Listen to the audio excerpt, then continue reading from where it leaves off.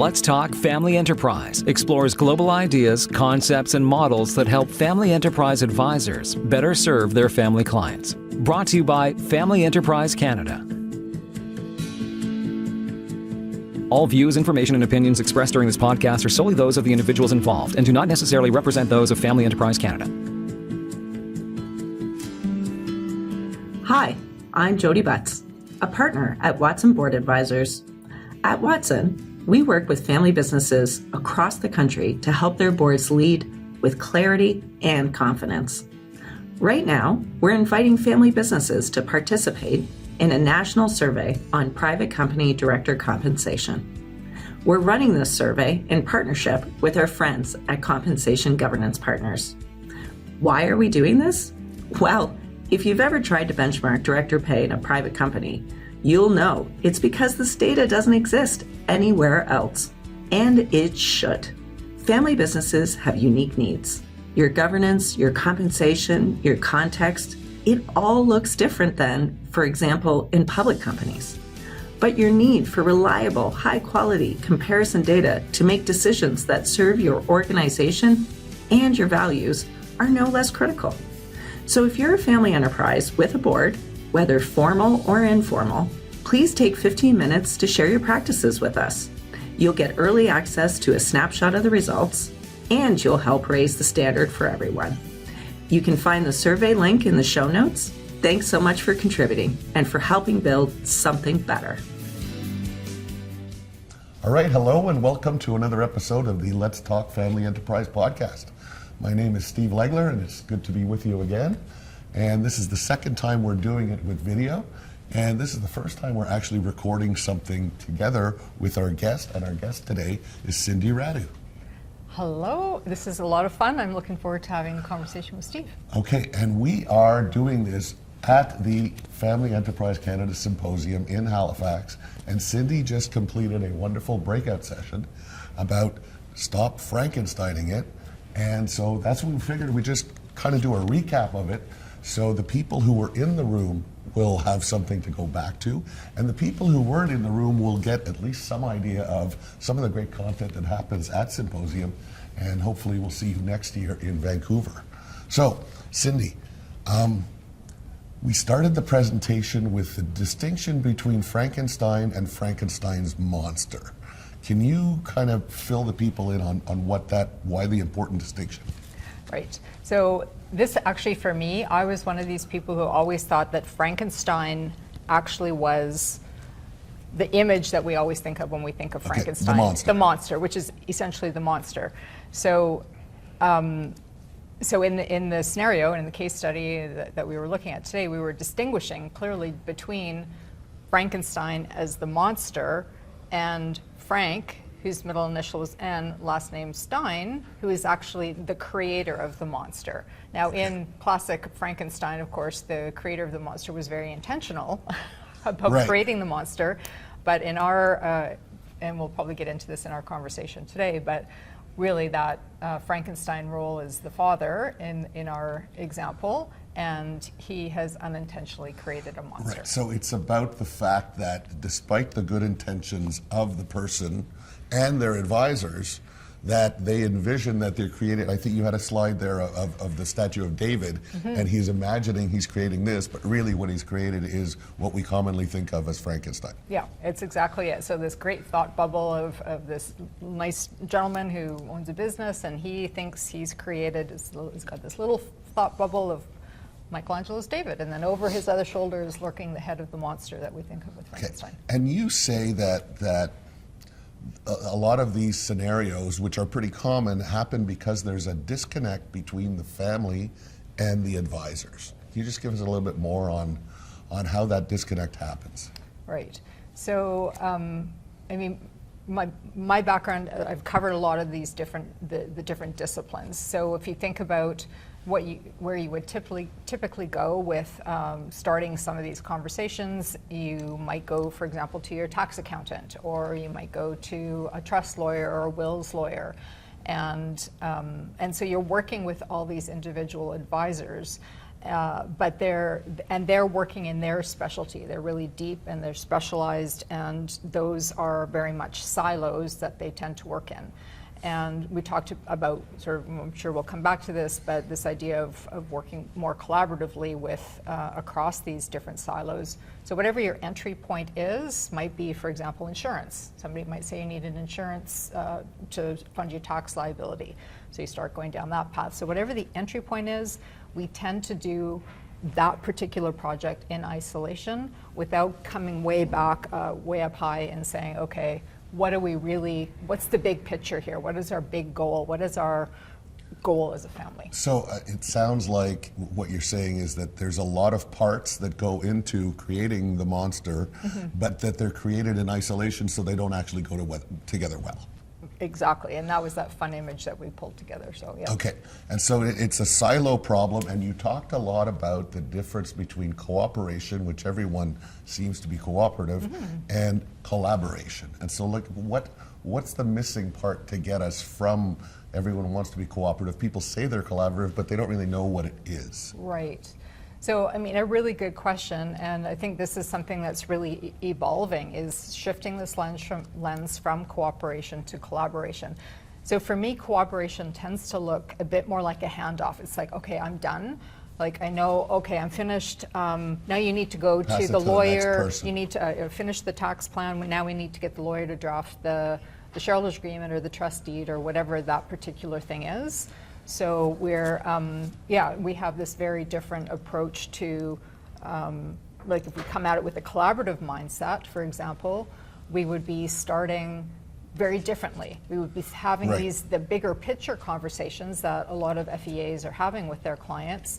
They might, as an FEA, not have the specialties, but they would then be able to help kind of be the glue, that integrated wealth person that across the silos. Okay, and you brought up and showed the slide, and we'll put a note or a link in the show notes to this, about the 10 domains of wealth model. Yep. And so, long-time fans of the podcast, episode 29 was one where I had Jim Grubman on, and we talked about the 10 domains. Yes.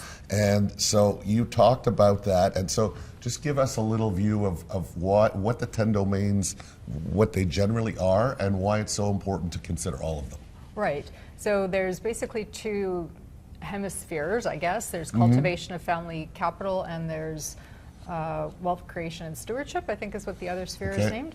And within each of those, there's sort of subsets. So wealth creation and stewardship would be more of the traditional things that you would think of in terms of, say, risk management, or more the investment advisory. Philanthropy is also in there. And then the bottom half is really getting more into family dynamics and governance and leadership development. And you know, everybody who's in this space doesn't like the term soft skills, but that's what it tends to get labeled as. Right. But they're critical skills to helping families really do succession and wealth transition planning and mentorship well. And so that model is a good place to go to make sure you're actually covering off all the bases. But it also underscores the fact that there are so many different specialists involved, and that working in isolation has its risks. 100%. I mean, even if you just look at tax law, for example. When I practiced as a tax lawyer, I was a specialist in about 3 sections of the Income Tax Act, and there's like hundreds of sections of the Income Tax Act. So not only are there silos across like accountants, lawyers, investment, insurance, but there's also subspecialists within each of those. So it gets very, very, very narrow. So we just touched the tip of the iceberg on the silo situation, yeah. Okay, you had a great slide with all the different parts of the Frankenstein monster. And you talked about there's the debt, there's the shareholders agreement, there's the will, there's the insurance policy, there's the trust, there's the marriage agreement. And then you finish it off with this heart. And why was the heart so small? Well, so there's this little teeny tiny heart on this beautiful big monster, and the heart is small because it's basically an afterthought, and that's how much emotion and real conversation, heartfelt discussions among the family members go into creating these plans.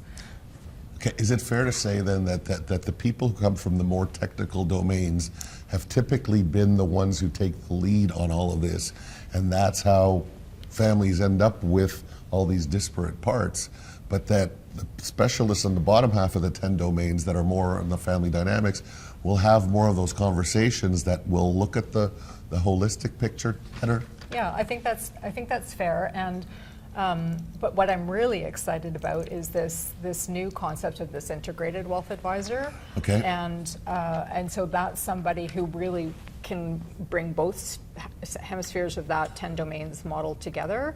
And there's some great resources that maybe you can put in your. Okay, so you're referring to an article by Tom McCullough, where he talks about the rise of the integrated advisor. Integrated wealth And advisor. so that integrated advisor, is that the person who sits in the middle domain, which is the advisor relationship with the client? Yeah, so advisor-client relationships in the middle, and that really, if you look at the 10 domains model, permeates across all of the 10 domains. Right. And it's not that there's one single person who's like more important or holds Right. all the cards. It's really you need to have somebody that is that. It's the coach, the quarterback, whoever it is, but you can't go out. We're in the middle of hockey playoffs, right? You can't have everybody just as great Everybody go professionals out in there, their right. position just go out there. You need somebody that's Somebody has to be coordinating all that. orchestrating and navigating to make sure that everyone is looking at all the parts and making sure that the parts go together Yeah, properly. and we know what the strategy is, and we know what we're doing when things go wrong, and somebody's in the penalty box. Right. Okay. And so, the one thing that I wrote down while you were presenting was about, people are not having the proactive conversations, and they aren't asking the questions. So how do we get families to actually stop and have these conversations and start asking these questions? Yeah. So that's the $1 million question, I think.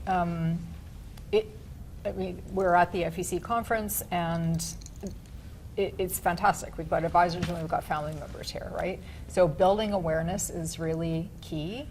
I think as we get more families speaking about this and sharing their experience, that is really where the magic comes from, because advisors saying you need this oftentimes doesn't land quite the same as when you get somebody else in your sphere that you trust and respect and have known for a long time saying, yeah, we went through a process like that, and it was fantastic, and I'd highly recommend it.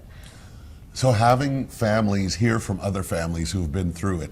And, we always hear about the disasters where, the family didn't do this and so bad things happen. But if we had more examples like we've had over the past couple of days of families talking about the good things that they've done, that would help us as advisors, because often we come across, I guess, as trying to sell our services to the families, where really the families, if they had other families to model the behavior and show them how and why they need to do some of these things, that would be a useful and helpful thing for us. I think that would be a tremendous win, for everybody involved. Okay. So one of the questions that you asked of, like, what if the family, in your case example, what if the patriarch had asked his family the questions? Yeah. Why don't people ask the questions? Oh, because I would say they're afraid they're going to open the can of worms. Right. Because there's going to be somebody in there somewhere it's really hard to have these conversations as a family typically, because you've got all of this history and all these buttons that inadvertently get pushed, and you're not able to talk about stuff you don't really understand. So we might think that the will is set up this way, but it's actually not. The will is set up another way. And so we actually need somebody in the room that understands how this stuff is actually going to operate. So having that neutral person that can help dispel some of the misunderstandings is really, really important. So misunderstanding, so like just the word misunderstanding is people do not understand, right? And so they think they understand, and different family members all have their own assumptions about what they think they understand, and often they're at odds with what's really written down, and they've never had the conversation. So the family doesn't have any clarity, and nobody knows what's going on, and that's what ends up with the confusion. So in the case that you shared, the guy dies all of a sudden, and now they're stuck with what's written on all these different legal pieces of paper. You mentioned something about litigation expenses that are going up like crazy, and how often families are sold on a very tax efficient plan. Right. And then you said something about, the tax efficiency might give you this amount of savings, but the litigation expense could be much larger. Is that a fact that's what people are seeing? Well, yeah, and I think I mentioned we all know we're in a demographic bubble of wealth transition, and boomers are going to be dying sooner than later, and the reality is that we've got a lot of structures out there that people do not understand, and how are we going to get some clarity around that before it's too late? And so families will end up with a lot of agreements and technical things in place that don't work well together and that nobody understands.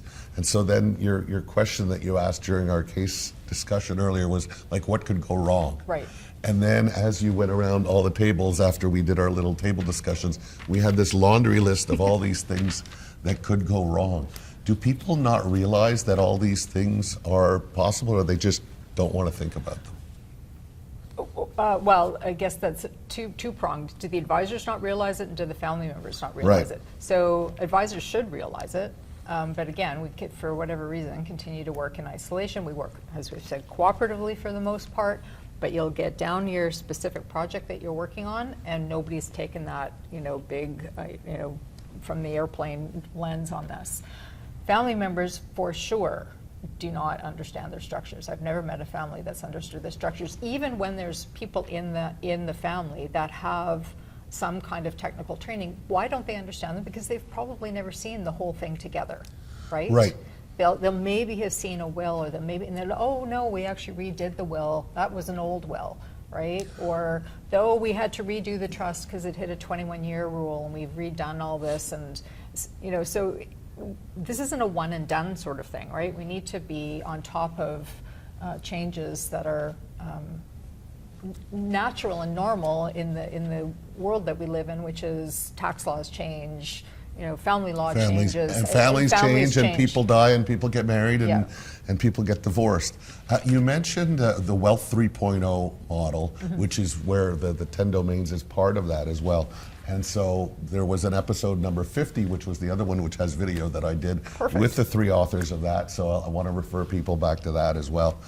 How do we stop Frankensteining it?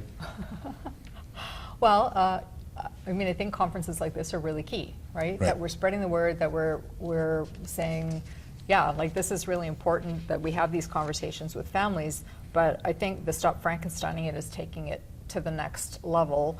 And how really are we working in the collaborative teams, and what is that going to look like as we move forward? What kind of contracting are we doing with the family and amongst ourselves? What kind of codes of practice are we going to put in place for ourselves as collaborative teams? And those collaborative teams are going to keep shifting as well. Right. So I think it's a really exciting and interesting time in terms of this is very nascent.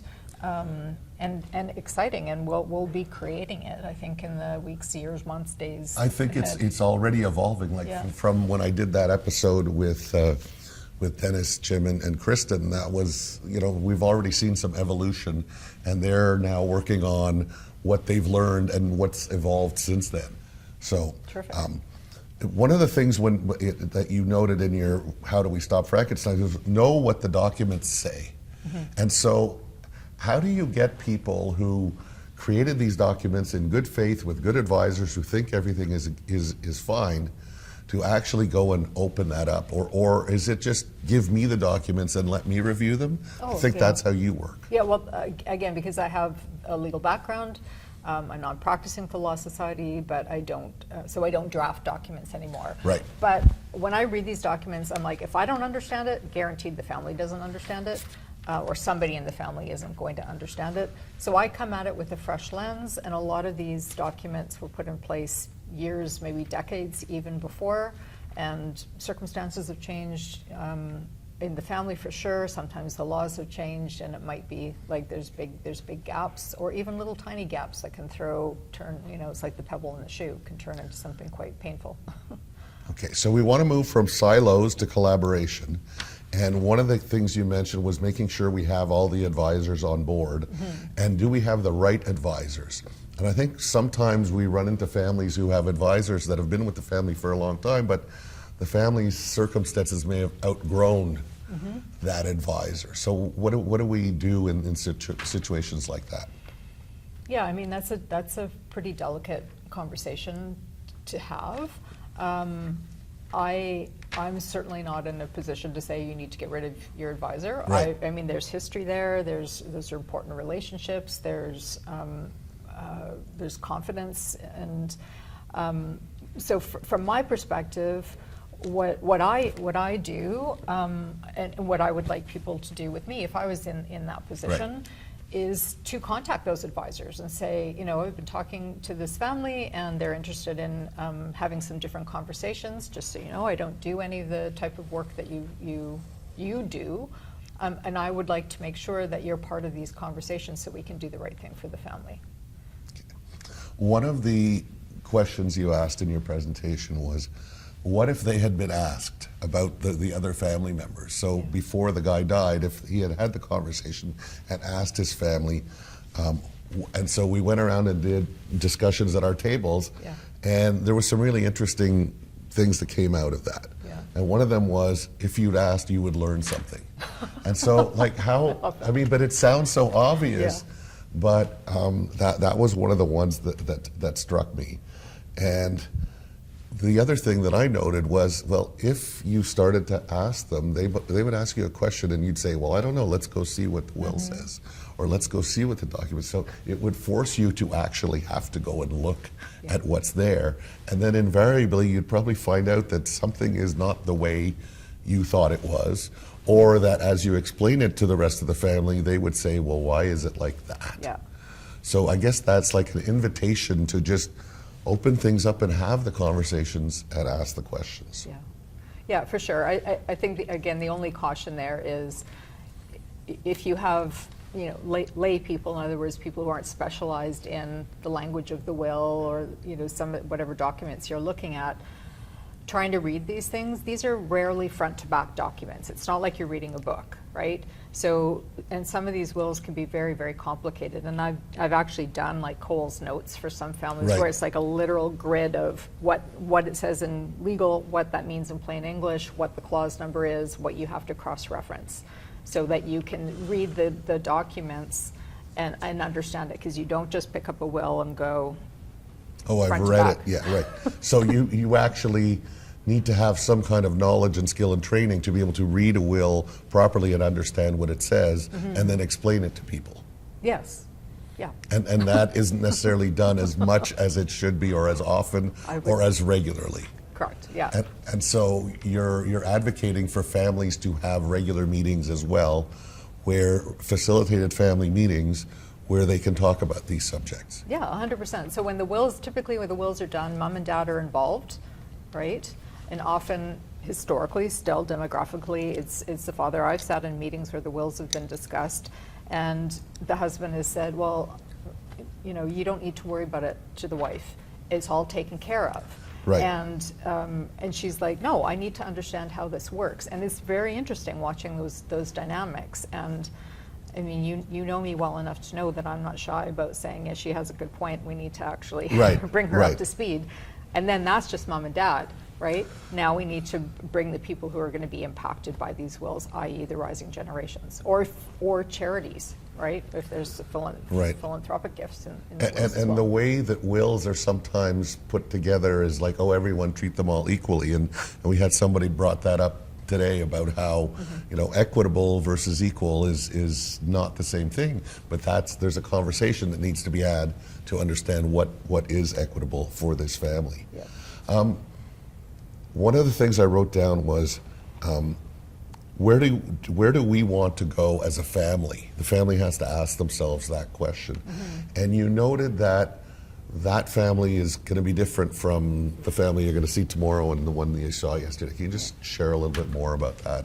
Yeah. And how we need to treat our families as individuals? As individual families. Yeah, I mean, you know that if you're part of a family, that everybody in the family is different, right? And so when we start putting a standard will or a standard trust in place, and we don't realize that there's a disability in the family, or somebody, they moved to another country, right? Or even another province, and we've got now these templated documents that are based on, okay, everybody's here, everybody's in Canada, everybody's healthy, everybody's going to live a great big long happy life, but that's not often the Right, the so case. no two families are ever the same. No two families are and ever alike. taking the time to make sure that the package of technical instruments we're putting together actually fits that family, that that family understands what it is. Hopefully that the people who are affected by it had some input in creating it. These are all things that we are always sort of working towards as family enterprise advisors. We've been trained to do this. We try to do it. Everyone says they collaborate, but it's still not necessarily easy to do that. I would say it's really hard to do that well. It's hard to do it well, right? Right. And I think part of the reason it's hard to do it well is because everybody's very busy, right? And certain of the professions have very specific cycles where they're just not really available, like tax season, for example. The accountants will, it's really hard to get hold of them. So you have to sort of match those cyclical things, and if you're aware of that, again, as sort of this integrated advisor, you can be planning these conversations out and mapping it out so that we can have, the next quarterly family meeting is going to be the one where we have the conversation about, say, one of the tax structures that's in place, so the accountant can be there and he can be completely present because he's not worried about running back to the office. Because it's April. Because it's April, right? That's interesting when you talk about the cyclical or the timing. I was talking to somebody yesterday and they were talking about they work with agricultural families and there's a real seasonality there, and it's not the professionals that aren't available, it's the families, because this is our busy season. We got to do this stuff during the winter or else the family doesn't have time. So just matching the professionals with the family, making sure the right people are at the table. There's always a lot going on. All right, I think we're getting towards the end and we're going to have to shut this down, but we always try to end with asking our guests for one piece of advice. So you've worked with a lot of families and a lot of advisors. Is there one piece of advice, and is it tied to what we were been talking about today? What should families be thinking of, and the advisors who serve them? Right. So the message is going to be start early, having these conversations, and make sure you're getting these things in place. I'm going to just share very quickly a side thing. So my sister, for example, had sinus surgery in March, and she did not have power of attorney, personal directive, anything in place. The surgeon nicked an artery in her brain, and the family twice made an end-of-life decision. Fortunately, she's come out of the coma, but it has been an incredibly stressful period trying to put all the pieces of the puzzle together while she's been in a coma. So I cannot encourage families, we don't know when we're going to die, or become disabled and not have capacity, even if it's for a short period of time. So please make sure that you are having these conversations early. It's so important. And sharing your wishes and your values and all, what are we all about as a family, and what would we want to have happen? And if you come at it with that lens, I think it's an easier conversation to get people started. Right, and I think advisors always have a key role to play in that, to help the families have the conversations, because left to themselves, often it's very difficult to even initiate those. So that's part of something what the FEA advisors are doing, is helping the families have those conversations. Cindy Radu, thank you so much for doing this right after presenting to a big group here. Thanks for doing this and for sharing your experience and your wisdom with us. Thank you. It's been a blast. Listeners, viewers, thanks for your continued fandom of the Let's Talk Family Enterprise podcast. Look forward to the next episodes, probably not necessarily on video, but I'm Steve Legler. Until next time, thank you.